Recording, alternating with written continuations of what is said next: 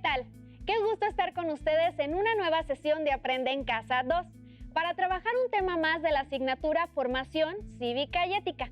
Mi nombre es Leslie Mendívil y en esta ocasión está con nosotros el maestro Isidro Navarro Rivera, a quien también saludo cordialmente. Gracias. Es un gusto estar nuevamente con ustedes. Me alegra que nos acompañen en esta sesión titulada Las libertades individuales en la mirada internacional. El propósito es analizar casos reales de instancias internacionales destinadas a promover el derecho a la libertad. Es importante participar en las actividades propuestas. Para ello, les recomendamos tener un cuaderno, lápiz o bolígrafo a la mano, además de su libro de formación cívica y ética para anotar las ideas principales, preguntas y reflexiones que surjan a partir del tema. Las y los alumnos que tienen discapacidad visual preparen sus hojas Ledger, su punzón y regleta. Antes de comenzar, no olviden tomar las medidas de higiene como el lavado constante de manos y la utilización de cubrebocas cuando deban salir de casa. Aunque para cuidarnos y cuidar a nuestras familias es importante resguardarse la mayor parte del tiempo. Muy bien, maestro Isidro. Es un tema importante porque se trata de la libertad de las personas. Como sabemos, este es un derecho que se reconoce a todas las personas. Desde las primeras luchas sociales y civiles que se dieron en el siglo XVIII, la libertad se ha vuelto una de las banderas más importantes de la sociedad. El derecho a la libertad está reconocido en la Constitución Política de los Estados Unidos Mexicanos, como ya hemos visto. Pero es importante también reconocer cómo se promueve y defiende el derecho a la libertad a nivel internacional. Tienes razón. Esto es importante por varias razones. La primera de ellas es nuestra condición humana. No siempre se ha reconocido que todas las personas son libres. La esclavitud tuvo que ser combatida en varios países, incluso en el siglo XIX. Las limitaciones a los derechos por pertenecer a un grupo étnico, religioso o político aún son un tema por discutir a nivel internacional. Maestro, pero si el derecho a la libertad ha sido parte de un proceso de lucha y reivindicación social desde hace tanto tiempo, ¿cómo es que aún hoy no se puede ejercer por todas las personas? La historia es un poco larga, pero como las y los estudiantes saben, en la historia de la sociedad occidental se reconoce un periodo llamado feudalismo. Ahí no todas las personas podían actuar de acuerdo con su voluntad. Había muchas restricciones, pues las leyes eran dictadas por los gobernantes, sin que el resto de las y los pobladores participara. Después, tenemos los periodos de las monarquías absolutas, con condiciones similares, pero sucedió algo. Se comenzó a discutir el derecho de los gobernantes sobre los demás pobladores. Surgieron las llamadas ideas de la Ilustración y se promovió la idea de que todas las personas son iguales y tienen los mismos derechos. También se comenzó a reflexionar sobre la mejor manera de organizar la sociedad. Sí, maestro, pero ¿cómo es que eso se relaciona con la defensa de la libertad actualmente? Quiero decir que la defensa de la libertad en la humanidad tiene poco más de 200 años de historia y es un proceso que no se ha terminado. Fue una de las demandas en las luchas de independencia en el mundo. Pensemos en la independencia de México o la Revolución Mexicana.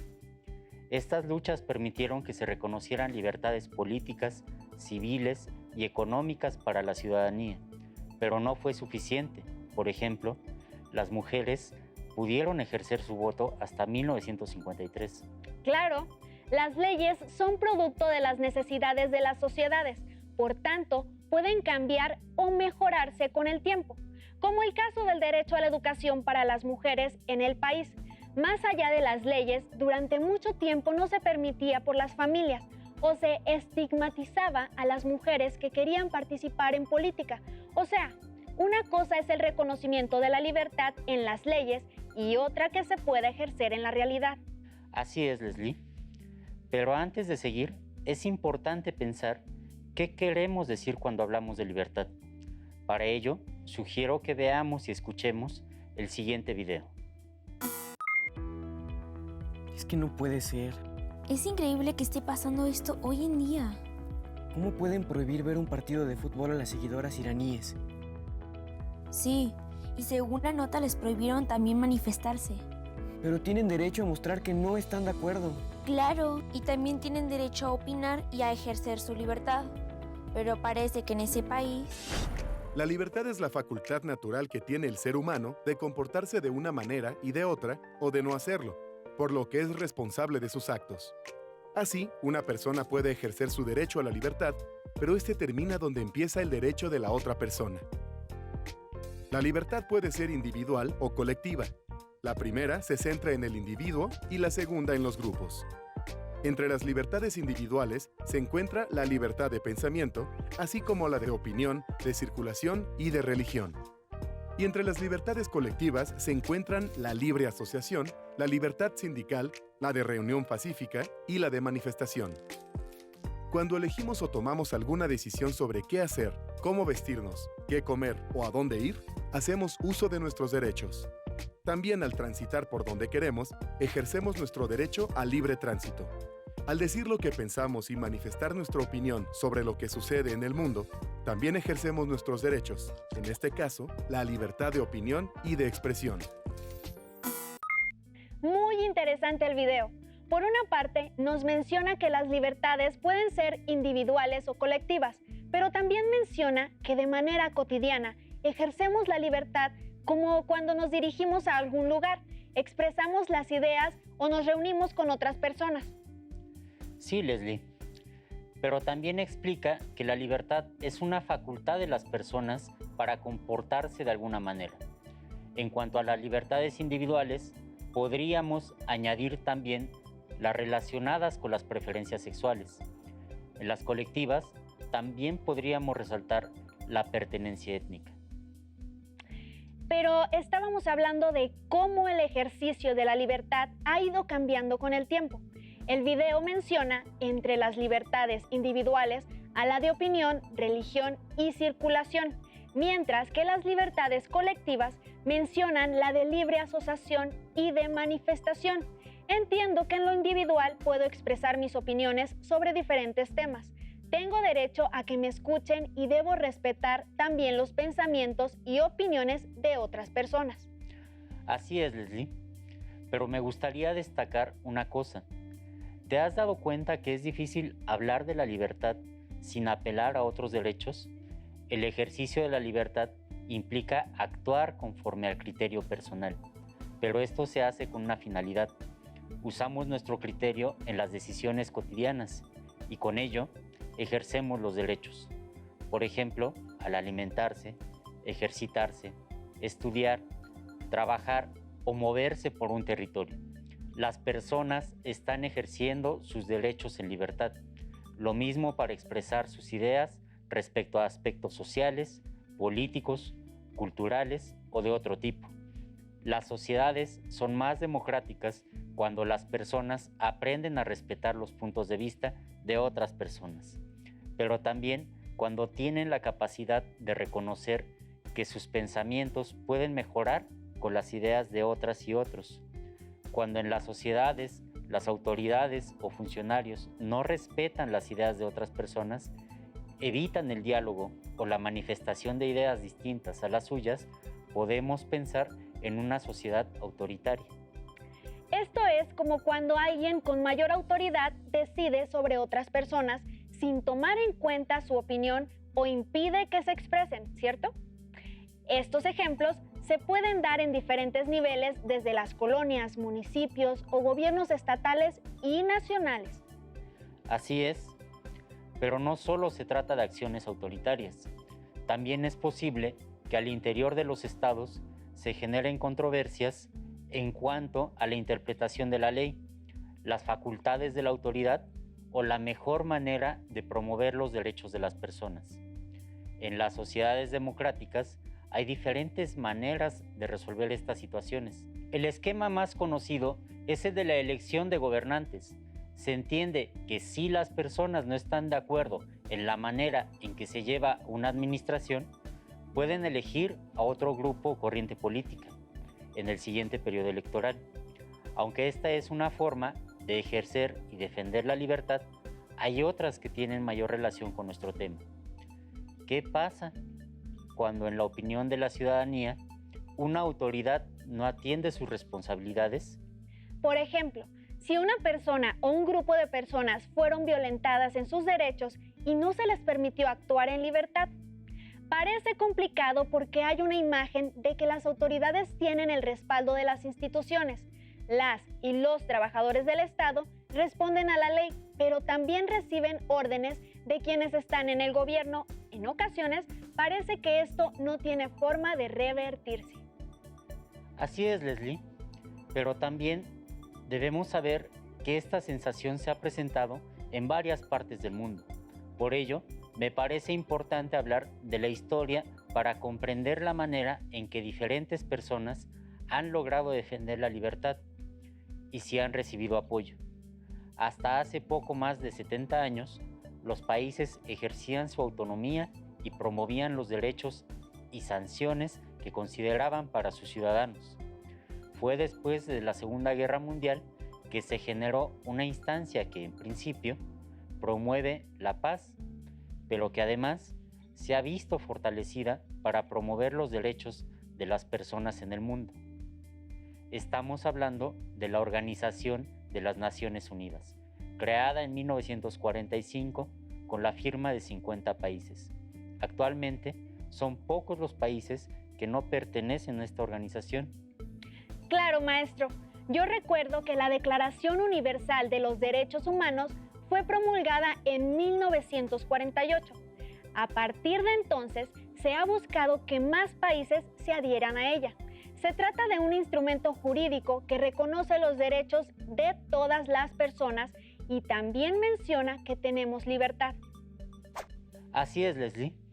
Esta declaración a nivel internacional fue el primer documento legal que protegía los derechos de las personas, pero después se firmó el Pacto Internacional de los Derechos Civiles y Políticos, además del Pacto Internacional de Derechos Económicos, Sociales y Culturales. Pero no solo eso. Al paso del tiempo, se generó una serie de instituciones que permiten la defensa y promoción de los derechos de las personas. Tenemos también el Fondo de las Naciones Unidas para la Infancia, UNICEF, que promueve los derechos de este sector de la población. Para ello, busca la adopción de políticas dirigidas a mejorar las condiciones de desarrollo de la infancia en el mundo, promoviendo sus derechos. Hay varios organismos a los que nos podríamos referir, pero veamos y escuchemos el siguiente video para centrarnos después en ejemplos concretos. A lo largo de la historia, la humanidad ha enfrentado distintos retos que han atentado contra la dignidad de las personas y los grupos. Para platicar sobre este tema, hoy nos acompaña el maestro Luis Arriaga Valenzuela, director del Centro de Derechos Humanos Miguel Agustín Pro Juárez, ACE. Bienvenido. ¿Cuál creen que es el mayor reto que tenemos los seres humanos para conseguir una vida digna? Chavos. Un reto que, bueno, todos nuestros papás sufren podría ser la falta de, digamos, un buen dinero que sirva para satisfacer todas las necesidades que tiene una familia.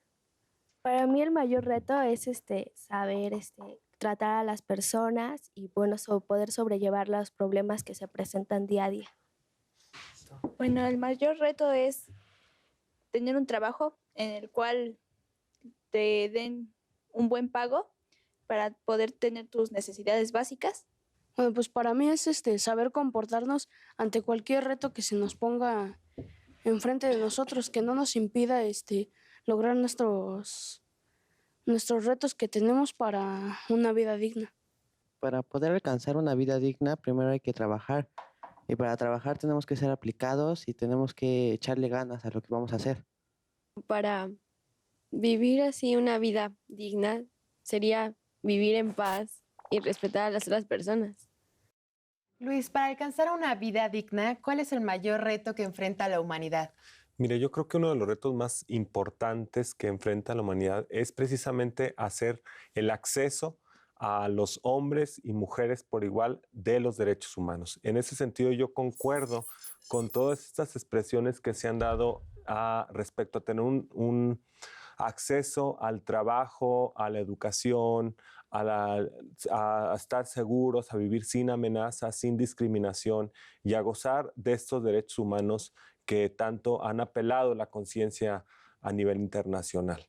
Me parece que ese es uno de los retos importantes. Otro que mencionaban y que yo estoy completamente de acuerdo es el de superar los niveles de pobreza. Mientras existan estos niveles de pobreza, me parece que va a ser muy difícil que los seres humanos tengamos o gocemos de los derechos humanos. ¿Qué relación hay entre los retos mencionados por los jóvenes y los retos que enfrenta la humanidad? Mira, yo creo que muy relacionados, efectivamente. Yo creo que a nivel internacional, pues vemos retos como el medio ambiente, la xenofobia, el superar la discriminación a personas por razón de su origen étnico, raza, orientación sexual, religión, etcétera. Entonces, en ese sentido, yo veo que existe mucha conexión de lo que este grupo de jóvenes ha expresado en relación con el tema de derechos humanos. ¿Qué les pareció el video? Uno de los retos más importantes a nivel mundial es el acceso de las personas a los derechos humanos. Otro está relacionado con los niveles de pobreza o desigualdad. Pero también se ven retos a nivel internacional como el cuidado del medio ambiente, la lucha contra la xenofobia, la discriminación por origen étnico, religioso o preferencia sexual. Pero, ¿por qué son retos a nivel internacional? Pues lo más inmediato es que se trata de problemas que afectan a todas las personas por ser muy frecuentes. Pero, por otro lado, son retos para la comunidad internacional porque se trata de situaciones que se pueden prevenir o transformar. Hay lugares en el mundo en los que la discriminación por origen étnico o pertenencia a un grupo religioso son frecuentes, pero esto viola la libertad de las personas. Hay otros lugares donde los derechos de las niñas, niños, jóvenes y adolescentes no son respetados. En muchas partes, el derecho a un medio ambiente saludable no se reconoce o no se respeta. Para ello, las instancias internacionales tienen un papel importante. Al momento en que un Estado firma una declaración, convenio o pacto internacional, se hace responsable de cumplirlo. Es el caso de la Convención sobre los Derechos del Niño, que entró en vigor el 7 de septiembre de 1990. Solo 192 de los 195 países pertenecientes a la Organización de las Naciones Unidas la han ratificado. Los países que han firmado esta declaración se comprometen a hacer valer los derechos que en ella se indican, en las medidas de sus posibilidades, bajo un principio de progresividad, es decir, que va avanzando con el tiempo. Muy bien, maestro, pero ¿qué pasa si uno de estos estados no cumple con sus compromisos? Esta pregunta es muy importante. Decíamos que a veces las personas consideran que la decisión de una autoridad es inapelable si va en detrimento de sus derechos o libertades. Entonces, esto les afecta. Pensemos en el caso Trabajadores de la Hacienda Brasil Verde contra Brasil, que trata sobre hechos ocurridos desde 1989 y fue sentenciado por la Corte Interamericana de Derechos Humanos en 2016.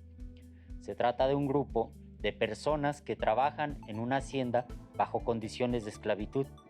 Se dice que eran decenas de miles de personas las que padecieron esta injusticia y su gobierno hacía caso omiso de la situación, a pesar de que se trataba de una situación visible y bastante lamentable. Algunas personas lograron escapar a pesar de recibir amenazas de muerte para quien intentara hacerlo. Estando en libertad, buscaban a las autoridades para inconformarse, pero no les hacían caso. ¿Qué alternativas hay para estas personas? Bueno, si las autoridades están en contubernio, hay veces que las personas prefieren callar o no inconformarse, Pero supongamos que acuden a la dependencia responsable y los funcionarios públicos, por omisión o negligencia, no siguen el procedimiento correspondiente, por lo que la hacienda sigue operando y los trabajadores esclavizados. Los trabajadores podían haber acudido a denunciar la comisión de un delito al Poder Judicial si no recibían una sentencia favorable. Podrían haberse inconformado nuevamente. Este caso no es mexicano, pero en el país son 3 instancias judiciales. Después de agotar las instancias del Estado, las o los inconformes, si viven en el continente americano, pudieron acudir a la Comisión Interamericana de Derechos Humanos para presentar una denuncia. Esta comisión valora la aceptación del caso. Una vez que se haya aprobado, lo turna a la Corte y ésta inicia las averiguaciones. Parece un proceso muy largo. Sí lo es, porque tiene muchas implicaciones. En el caso que revisamos, de los trabajadores de la Hacienda Brasil Verde contra Brasil, la sentencia fue favorable a los denunciantes. Entre las conclusiones, se consideró la responsabilidad del Estado, en este caso Brasil, por la violación de diferentes derechos a los que se había responsabilizado a firmar la Declaración Americana de los Derechos y Deberes del Hombre. Entre ellos, los artículos 1 sobre el derecho a la vida, a la libertad, a la seguridad e integridad de la persona. 2. Derecho de igualdad ante la ley. 14. Derecho al trabajo y a una justa retribución. 8. Derecho de residencia y tránsito. Y 18. Derecho de justicia. También se le encontró responsable por no adoptar medidas suficientes y efectivas para garantizar, sin discriminación, los derechos de las y los trabajadores. Entre las recomendaciones dictadas al Estado, encontramos reparar adecuadamente las violaciones de derechos humanos, tanto en el aspecto material como moral, llevar a cabo una investigación de los hechos relacionados con las violaciones de derechos humanos en relación con el trabajo esclavo y conducir las investigaciones de manera imparcial, efectiva y dentro de un plazo razonable, con el objeto de esclarecer los hechos en forma completa, identificar a los responsables e imponer sanciones que correspondan, continuar implementando las políticas públicas, así como medidas legislativas y de otra índole para la erradicación del trabajo esclavo. Disponer las medidas administrativas, disciplinarias o penales correspondientes frente a las acciones u omisiones de los funcionarios estatales que contribuyeron a la denegación de justicia e impunidad en la que se encuentran los hechos del caso. Muy bien, ahora tenemos mejor conocimiento del caso. Antes de concluir, me gustaría destacar 3 cosas. La primera es que las cortes internacionales emiten sentencias, pero solo pueden dictar recomendaciones. Los estados parte tienen la responsabilidad de atenderlas, pero no están obligados.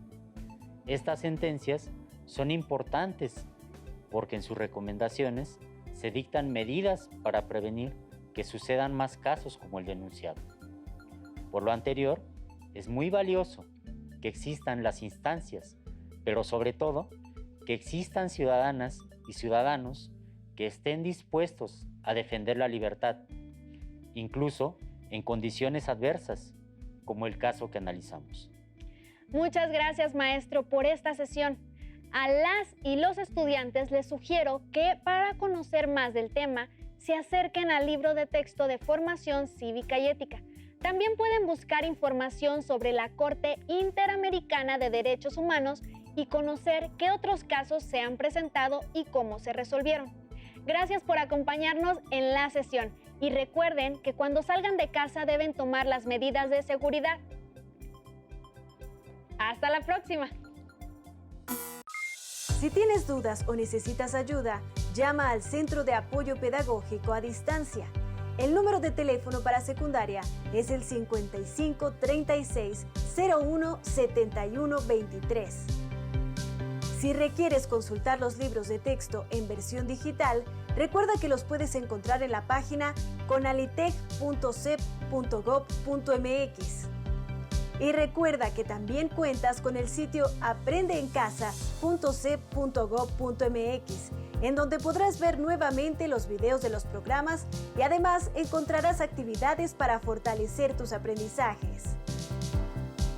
También te invitamos a que consultes la plataforma nuevaescuelamexicana.cep.gov.mx.